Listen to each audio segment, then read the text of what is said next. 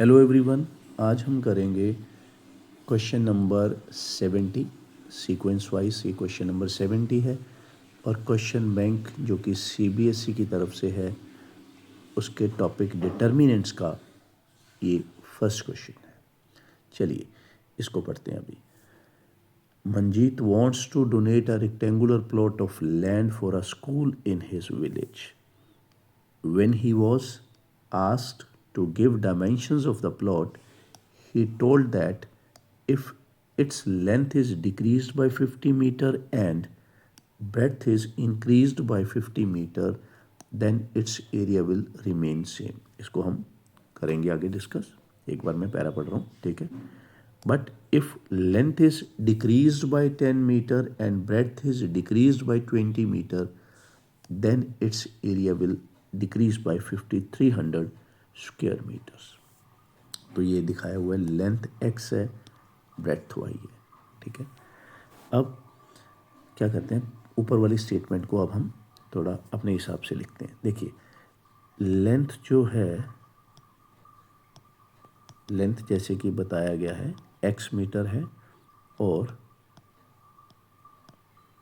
Breadth है y metre, ठीक है। तो एरिया कितना हुआ, लेंथ इंटू ब्रेड्थ, मतलब एक्स वाई स्क्वायर मीटर्स, ठीक है। अब एक एक लाइन को दोबारा मैं आपको बताता हूँ कि कैसे हैंडल करना है। इसको मैं हटाता हूँ थोड़ा। चलिए, यहाँ पे देखिए क्या लिखा है, if length is decreased by 50 metre. तो अभी लेंथ आपकी क्या होगी, 50 मीटर डिक्रीज होगी, ठीक है। नई लेंथ क्या बनी है, x माइनस 50।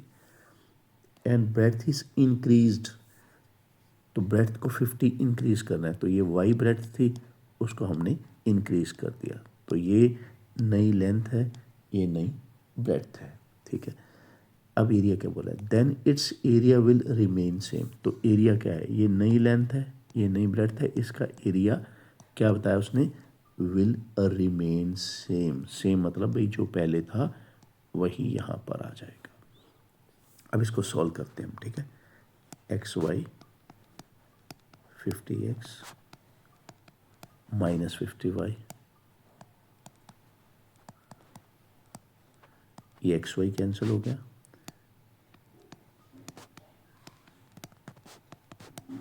कुछ इस तरह से बनेगा ये।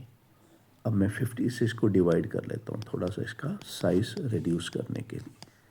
तो ये एक इक्वेशन बनी है मेरी। चलो इसको मैं लिख लेता हूँ, नंबर 1 इक्वेशन है, ठीक है। अब इसी तरह से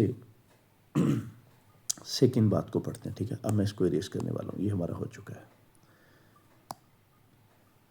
नेक्स्ट क्या बात है, if length is decreased by 10 metre, ठीक है। अब क्या कह रहा है वो, लेंथ, पहले लेंथ कितनी थी, x जो शुरू में मानी थी, ठीक है।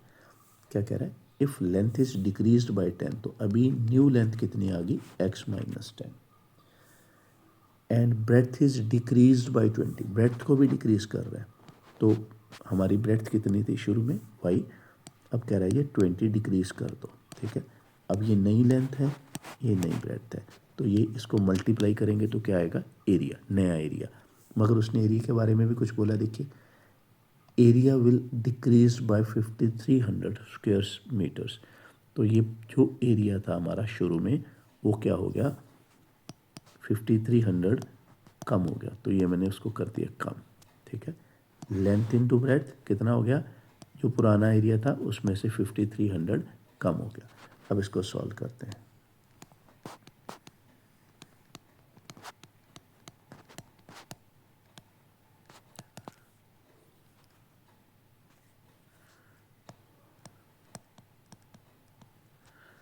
एक्स वाई से एक्स वाई कैंसिल करते हैं, क्या बचा अभी, minus 20x minus 10y is equal to minus 5500, ठीक है।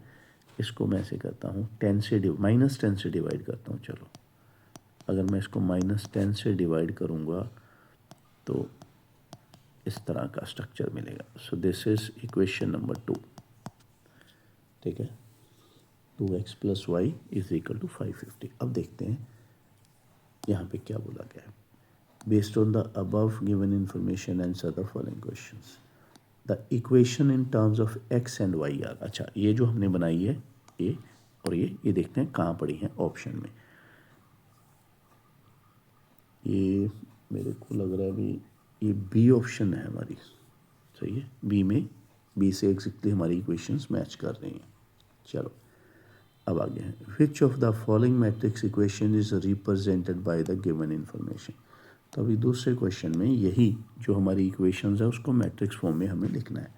तो पहले मैं फर्स्ट वाली को लिखता हूँ, उसके कोफिशिएंट लिखूंगा, ठीक है। एक्स के आगे क्या है 1, वाई के आगे क्या है -1। फिर दूसरी इक्वेशन से इसमें एक्स के आगे क्या है 2, वाई के आगे क्या है 1।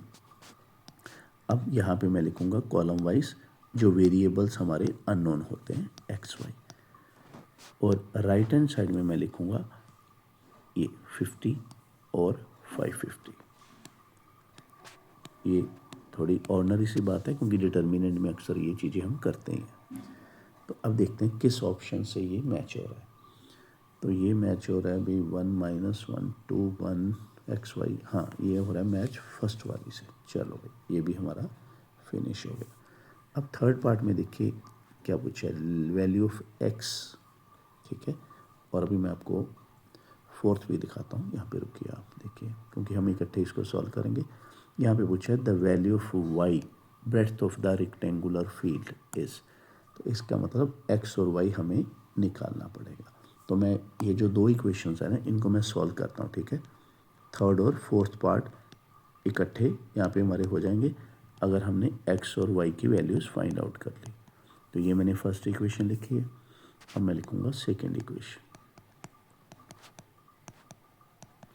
इनको मैं ऐड कर लेता हूँ।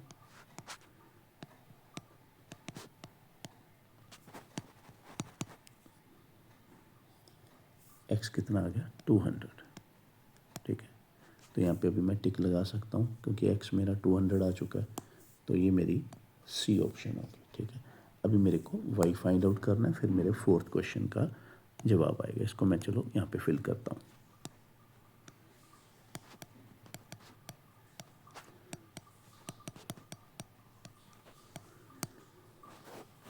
तो वाई आ गया 150, ठीक है। ये ऑप्शन ढूंढता हूँ मैं फोर्थ में, ये रे भी ये फर्स्ट पे पड़ी है 150, ठीक है। तो ये हमारा थर्ड और फोर्थ हो गया।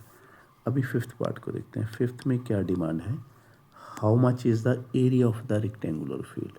तो एरिया जो था हमारा वो था लेंथ इनटू ब्रेड्थ।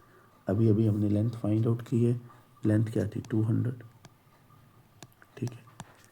और ब्रेड्थ हमने फाइंड आउट की है 150 और पीछे आएगा स्क्वायर मीटर्स। तो मैं पीछे लगा लेता हूँ 3 zeros, फिर उसके बाद 15 2 30।